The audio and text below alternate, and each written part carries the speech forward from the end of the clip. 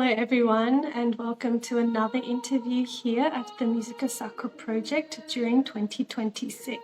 If you like this content, please share, like, subscribe and comment with your thoughts below, and this enables me to know to continue to do these interviews for as long as possible. Secondly, the Musica Sacra project is currently run completely by donations. Every donation means the world to us, and that enables us to continue to support the website and these interviews, plus any other projects that may arise. So please head on over to the donation page of the website and donate via PayPal. Now today I have with me Carlo Salazzano.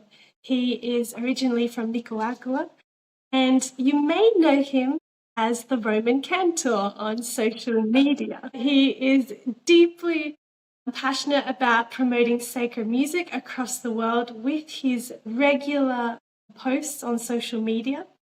He has many years of experience in choirs and founded a choir previously, which no longer is in operation. He currently holds a degree in architecture and he loves particularly the topic of restoration, but he is currently pursuing a licentiate in philosophy at the Pontificia Università Attonianum, the University of the Franciscan Friars in Rome. And it is a great pleasure to have you here today, Carlos. It is a pleasure for me. Hello, Grace. First of all, I would like to say thanks to you, and to Musica Sacra project platform, which I follow with great admiration for your beautiful work that you do in promoting sacred music. It is truly an honor for me to be here today. I would also like to greet everyone who will be listening to this interview. También a todos los que hablan español, anche a tutti I miei amici che parlano italiano. And to those who speak English, please forgive any possible mistake in my pronunciation. I tried to explain to you before, Carlos, and to everyone that his English is wonderful and there's nothing to worry about. But unfortunately, my Spanish or Italian is not good enough to run an interview. But yes, it's wonderful, and I'm so excited to reach out across the world and to be talking to people from every country that is doing sacred music.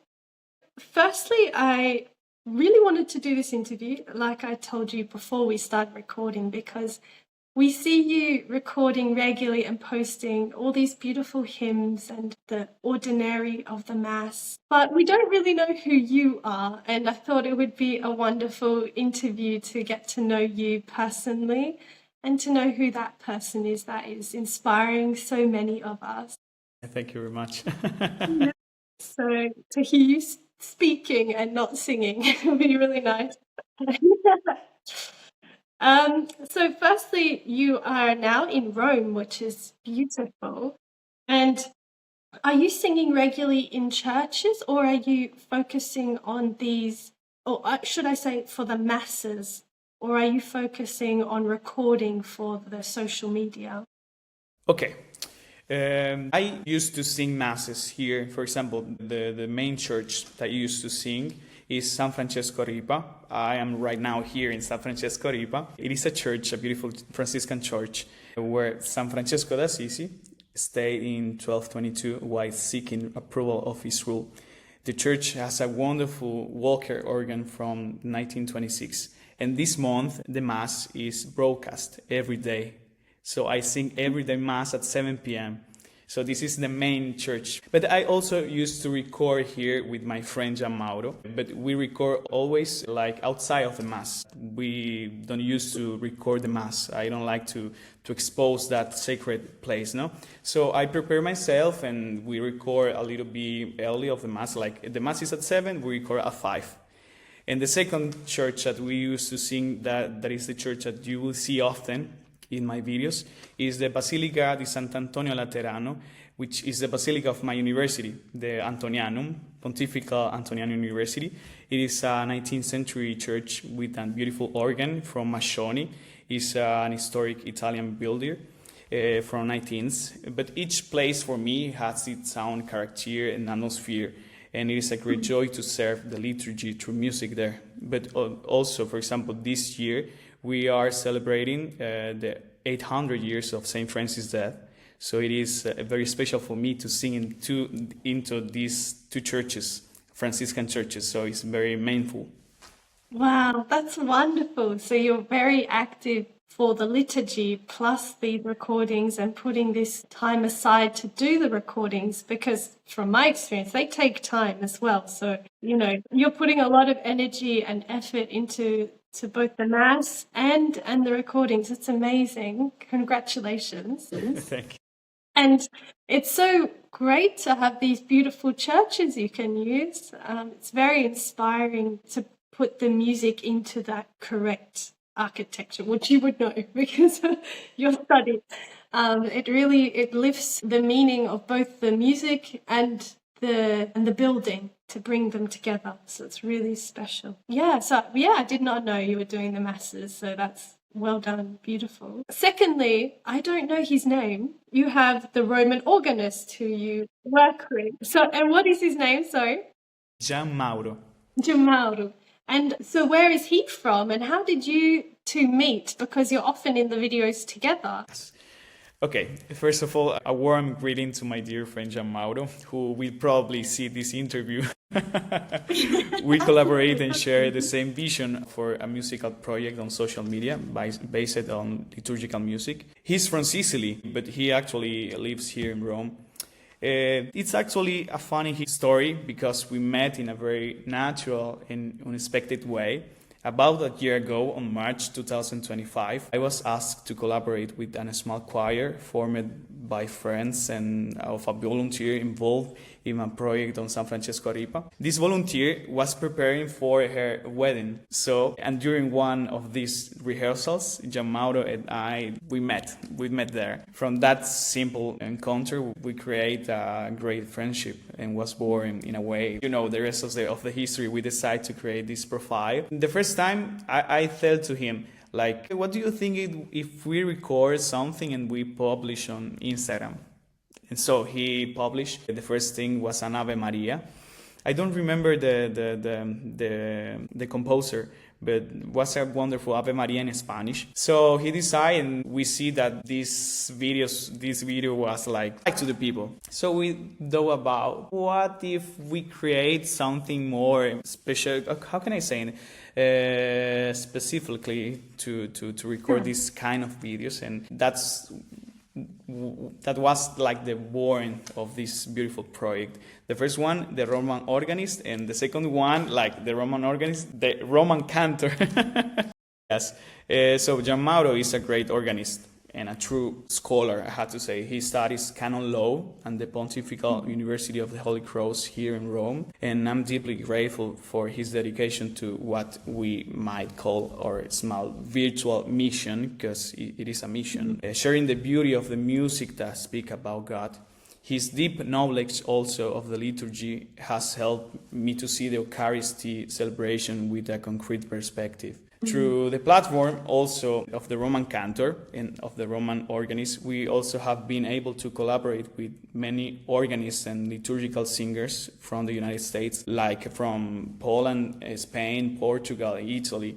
Each collaboration leaves behind a small treasure for us, a new way of understanding what it means to be Catholic.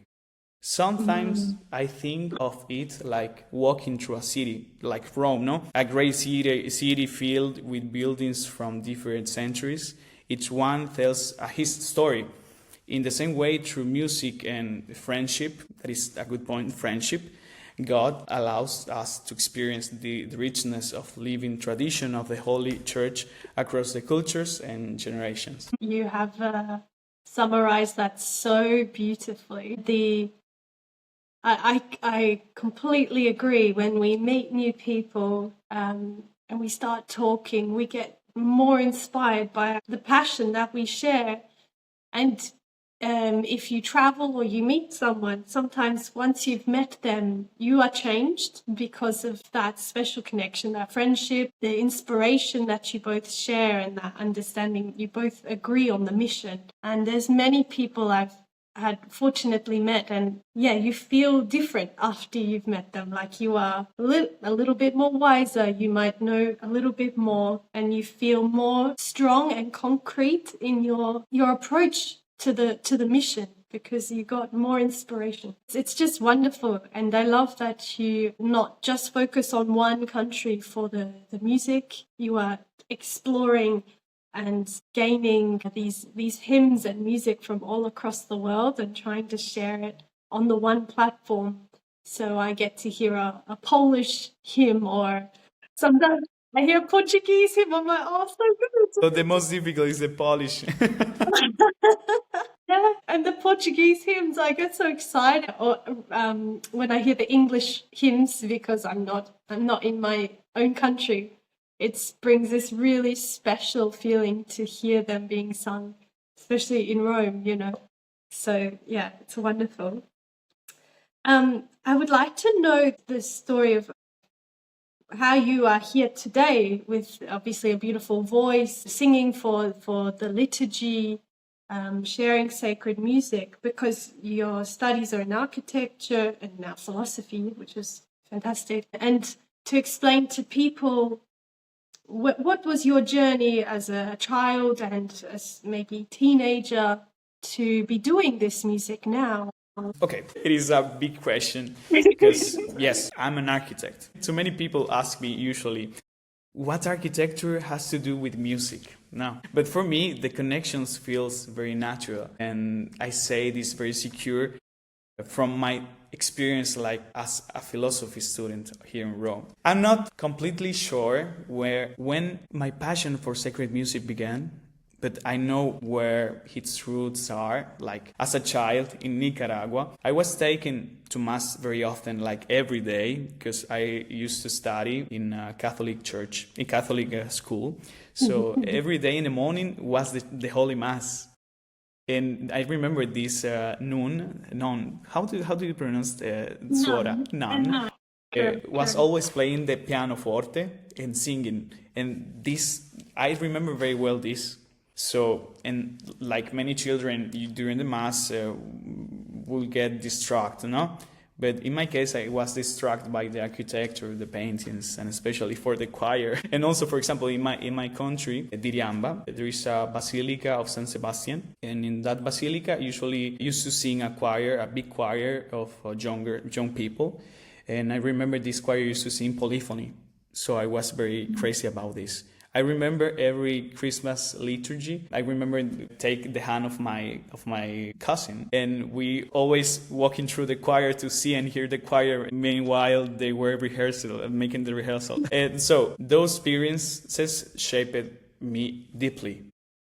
So my passion for music grew up from these two things: faith and education. And or for example, some of my strongest memories are the Christmas, like I said, the Christmas liturgy and listening to recordings of the Sistine Chapel choir, or music for Basilica of the National Shrine choir of the Immaculate Conception in Washington that I used to see in EWT that my grandma used to see too. So architecture also brought me closer to the art and beauty, because music, philosophy, and architecture are always talking the same language, no? Art, beauty, and silence. Because, for example, music, to make music, you had to be silenced to understand the music and then to sing. Understand a way of thinking of a philosopher, you had to make silence and then you can communicate, no? And also for this, for the architecture, you had to stay in silence in front of the architecture of the, how can I say it, paesaggio. I don't know how to say in English. So in my mind, architecture organizes space while music organizes time.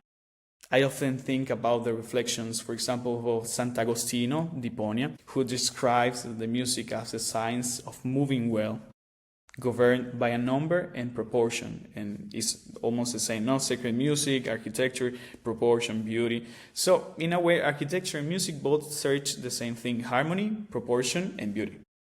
Connect very much to like art, as in painting. I can spend hours in art galleries, and beautiful art galleries with nice architecture. And for me, I've always seen the connection between music and the art, especially in the specific eras that you look at the art and you listen to the music and they reflect each other, and then of course that was part of the architecture as well. So for me, I've always seen them as a collection, and my study was in piano at university, and I love Debussy on the piano, and then when you look at impressionistic art, to me it just reflects completely what the piano would be playing when you look at the contemporaries of the time.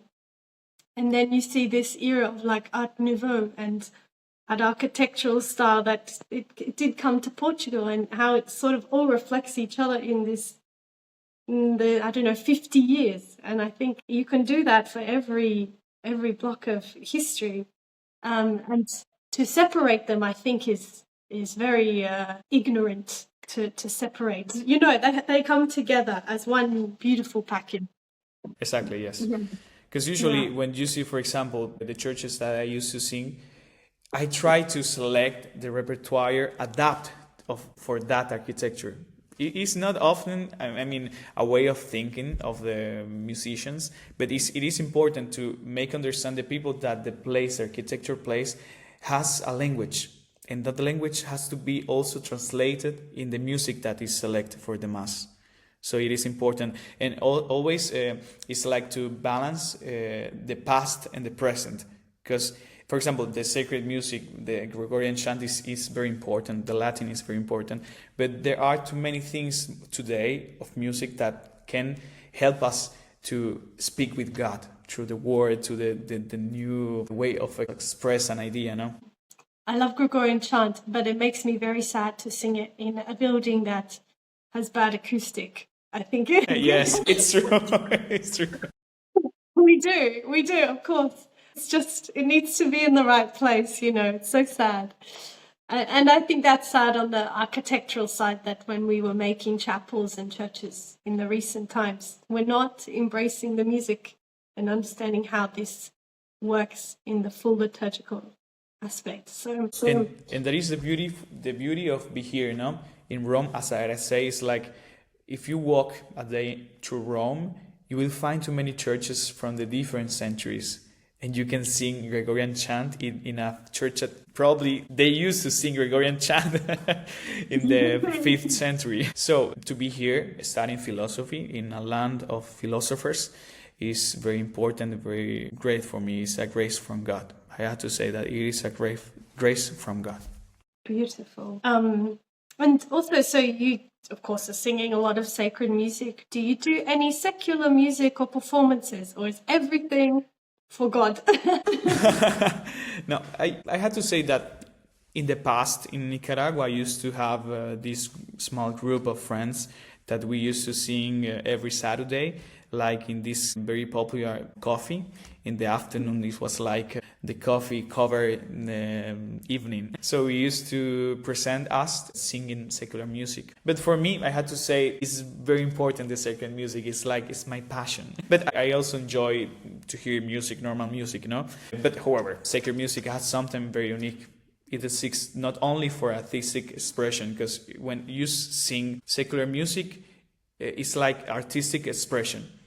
But the sacred music adds something, is the prayer, It serves from the liturgy, help to the people to enter into contemplation, that is very important. And that spiritual dimension make it very special for me. Do you agree, it's because I did my studies in all aspects, sacred music and secular and opera and these things, but when I put that energy into sacred music as a Catholic, to me it comes with so much meaning personally.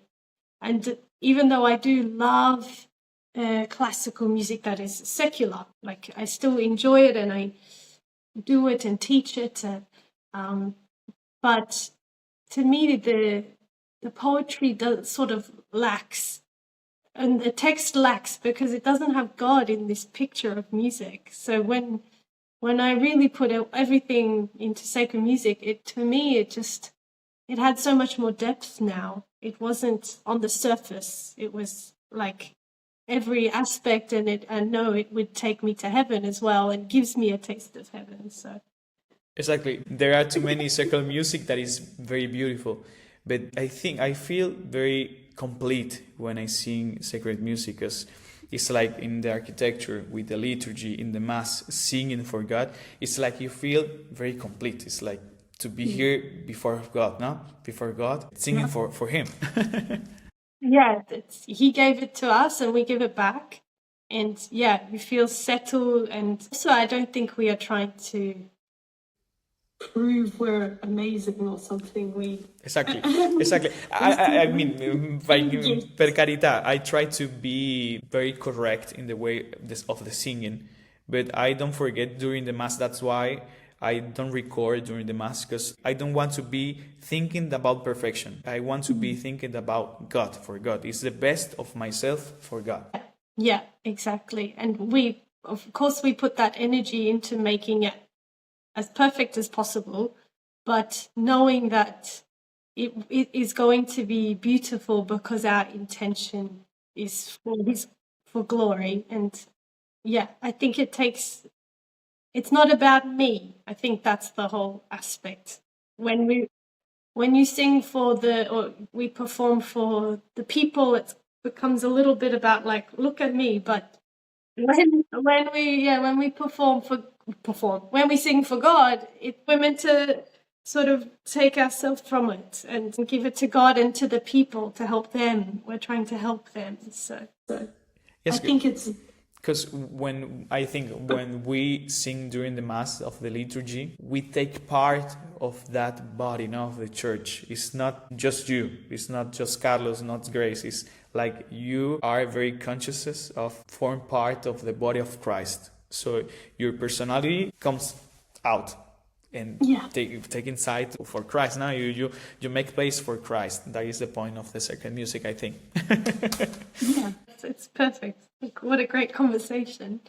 And the other aspect, because I don't know everywhere you have lived, but obviously South America and now in Italy. And do you see big differences between sacred music and the liturgies? What is your general experience being in the two countries? A good question, because living in Rome, I mean, the heart of the Catholic Holy Church, immediately puts things into perspective. So my musical and liturgical formation actually began in Nicaragua. So often in a very self-taught way. So I remember at one point I founded a choir called Salve Regina, and through that project we explore international repertoire, Gregorian chant, polyphony, circuit music. But I understand, I had to be honest with that in Nicaragua, for example, in South America, we don't have this level of liturgy, of great liturgy. For example, when was the last time? In December, Christmas and Saint Peter, and you see the liturgy and you feel very complete, you feel very into the sacred mystery of the Eucharisty. So I don't want to say that it's not the same in Nicaragua. It's the same, but in a lower way of liturgy. But now, living in Rome, I see more clearly the cultural and liturgical difference between countries. But I also see one thing, positive thing, I have to say, a beautiful diversity of the Catholic Church. The Catholic Church is one body, spread throughout the world with many languages, tradition, and musical styles. For example, the last year, in 2025, during the Jubilee, in the Basilica of St. Peter, I had the opportunity to see too many rites of the Catholic Church, because the Roman Catholic Church is one kind of rite. I mean, the major one. The other, no, I'm joking.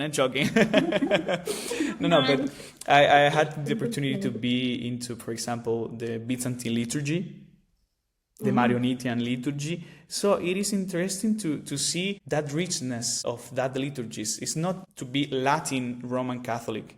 It's also to see and understand the perspective of the Byzantine rite. I had too many friends from Ukraine, so I love to speak with them because, for example, understand the hymns, the liturgies like the liturgy of San Basilio. It's very richness, and that universal world of the Catholic Church, that is the same Catholic universal, should help us to understand that the body of Christ speaks too many languages, is in too many cultures.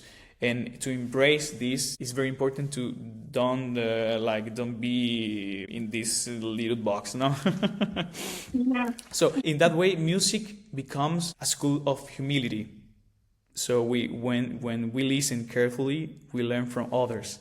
I enjoy discovering melodies from different traditions and sometimes translating texts between languages from Spanish into English or from English into Italian, and so that more people can experience them, because every culture brings to the world, how can I say, a bit of knowledge about God, no?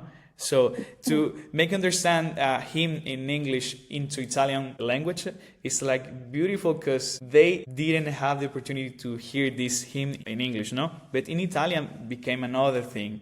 So it is interesting about this. So the liturgy, yes, in Nicaragua was a little different, but here in Rome I have learned too much about it. Yeah, and there's just so much history in certain countries, because I'm from Australia. It's a very new country. We don't have 2,000 years of culture and history. We have it from, yes, the people that have come to Australia, but it's just a different feeling. Sometimes it's really exciting because when it's new, we are ready to take on beautiful old traditions that we never had. So we get quite excited as young Catholics in Australia for new tradition. Well, old tradition that is new for us. And these aspects and the musical traditions are from the United Kingdom, but we don't have our own original one that we are, developing. So it's really, I think, like you say, each country you go to, you learn something from it. And each country has something from the church, whether it's a faith, tradition. Some countries are more friendly in their churches. Some countries maybe more music emphasis, and it's really, I find it very humbling, like you said, to go and to see, well, this aspect I feel a bit uncomfortable about, or it's a bit different. But then, wow, look at what they do that I've never experienced somewhere else. And we really understand like Christ in each person and each church, each parish. But I'm sure there's just this special aspect of being in Rome and having that access to some of our deep tradition of the church, So it's wonderful that you share that with us. Thank you so much. And I think finally for me, I would really like to know, from all of this experience of starting the social media and sharing videos, and then of course now many people know about you and the work you are doing, how has it affected you, discovering more and more sacred music? How has it affected you? How has it made you grow on a personal level, not for everyone else? More than a professional growth, it has been a spiritual growth. How can I say? Crescimento spirituale, una crescita spirituale. For me, singing sacred music is a way of living in communion with God and with others. Through the sacred music, we encounter scripture, prayer is important, prayer, and tradition of the church in a very direct way. The spiritual, how can I say, work of these things has been the most beautiful part of this project. And also, for example, at the same time, sharing music in this public way carries responsibility. I want what I share to people, what I share to help people who are interested in sacred music and perhaps want to serve in the church through it. Like in the past, for example, when I was a kid, I used to see these singers in the church. Like as a kid, I would like to sing like them. So it's like to be in a mirror, no? In the past, I would like to be like them, and today I am like them. So it's responsibility, because I know too many people is watching this. So I had to be prepared in a spiritual way, because if you just sing sacred music without this spiritual dimension, it becomes just the church like a palcoscenico. So it is important to have this spiritual perspective very on. I don't know how to say it, but yes. Yeah, very active, and maybe faith first, and then music must come with the... Exactly. For example, I had to say thank you to Giammauro. I had to say thank you to Giammauro because he always is pushing in this spiritual perspective, no? In the praying, in read the Bible. So it is important for me that dimension. So it has been a spiritual growth. So there are many places in the world. I know that there are too many places in the world where this musical tradition is fragile, or even there is not a musical tradition. So that motivates me to keep learning and improving, not out of perfectionism, but as a response to the gift that God has given me. So I understand that God has given me a voice, talent for music. So I had to give to others this talent. So my hope is simply to cultivate that gift, that it can continue to grow and serve others. Because it's important, this word, serve. It's not to be me in the first place, is to serve to the others. It's the only way probably that I know to serve the others, through the music. Very perfect. You said it very perfectly with very good English, may I? Excellent. No, it's been absolutely wonderful, and it's been such a pleasure to talk with you, and on this personal level, to see the faith that is behind your work. It's really makes me now, when I see your recordings and to see that work you are doing, to see that deep love for God behind it. It's just absolute pleasure for me. So thank you very much, Carlos, for taking this time today, and I pray that your work and the work of the Musica Sacra project together, and we can continue to inspire the world. So thank you for your time. Thanks to you. Don't forget to pray for the singers of the Catholic Church. That is a perfect way to finish. Okay, thank you everyone for watching, and I hope we can have Carlos on another time. God bless.